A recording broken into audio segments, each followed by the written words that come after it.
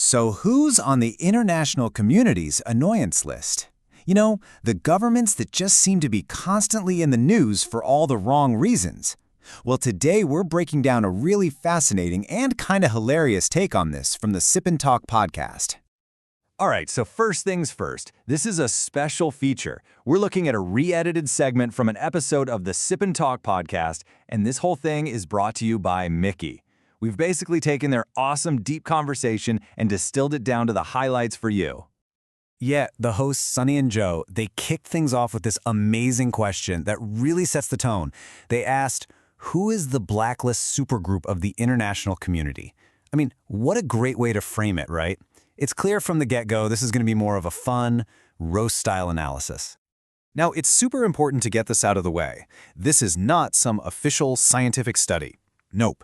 It's an unofficial ranking based on what they called super high negative press exposure. Think of it as a PR disaster list.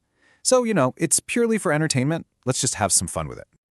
All right, let's get into the countdown, starting with number 5 on their list. Coming in at number 5, we have Syria. The hosts pointed to, well, all the obvious and tragic reasons. The brutal civil war, those horrific chemical weapon allegations, and the massive refugee crisis. Their humorous take says it all. Their Game of Thrones is one we all want to unsubscribe from. Yikes. Okay, next up at number 4.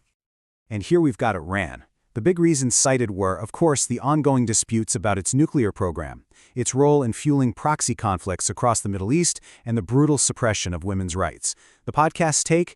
They're like a rock star constantly playing the song Instability while hiding a nuclear guitar backstage. A pretty vivid image, huh? All right, we're breaking into the top 3 now. So who's holding down the number 3 spot?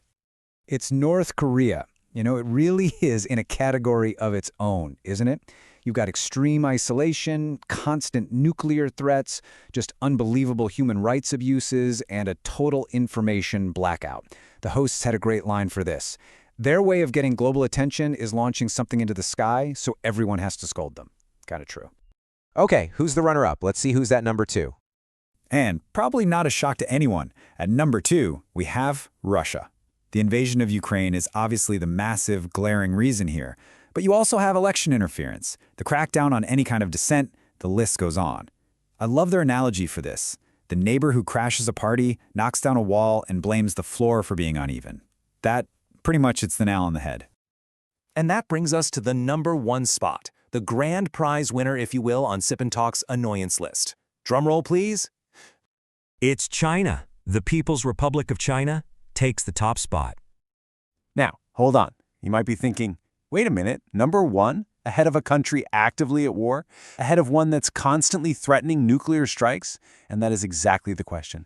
This is where the analysis from the podcast gets really, really insightful. It's not just that they're number 1, it's why. So the first big reason they pointed to is what they called the art of the double standard. It's this idea that China is constantly and very loudly criticizing other countries for interfering in its internal affairs.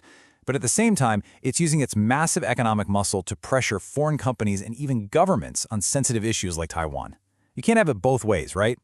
To really drive this point home, Sunny, on the podcast, used these brilliant analogies to compare the different, let's call them, styles of antagonism. For North Korea, she said it's like a homebody with a firecracker. They're scary, sure, but they pretty much keep to themselves. Then you've got Russia. She called Russia the regional warmonger.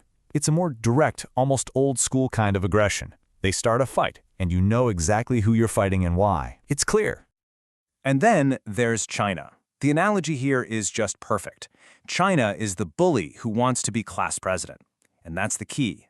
It's not just about using force or pressure. It's that they also want to lecture you on morality while they do it, and demand that you agree with their version of reality. That combination is what really seems to get under everyone's skin. But, okay, to be fair, the analysis wasn't just a takedown. They made a really important point. You can't ignore the fact that China is a massive engine for the global economy. I mean, look at this.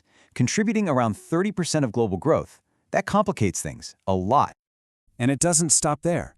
Take a look at clean energy manufacturing. Solar panels, electric vehicles. China is absolutely dominating. And you know what? That's a huge contribution to the global fight against climate change.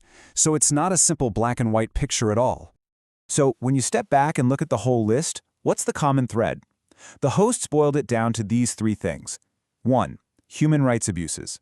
2. They pose a threat to security, whether it's regionally or globally. And 3. They all have this really abrasive, aggressive style of diplomacy. That seems to be the recipe. And that really leaves us with the big, complicated question, doesn't it? When a country's power and its principles are on a collision course with the rest of the world, what's the right way to respond? There are no easy answers here. Look, if you want to hear more of this kind of sharp, witty analysis, you should absolutely go subscribe to the original Sip and Talk podcast. And of course, a huge thanks to Mickey for sponsoring this. We've put links to both of their channels in the description below. Thanks so much for watching.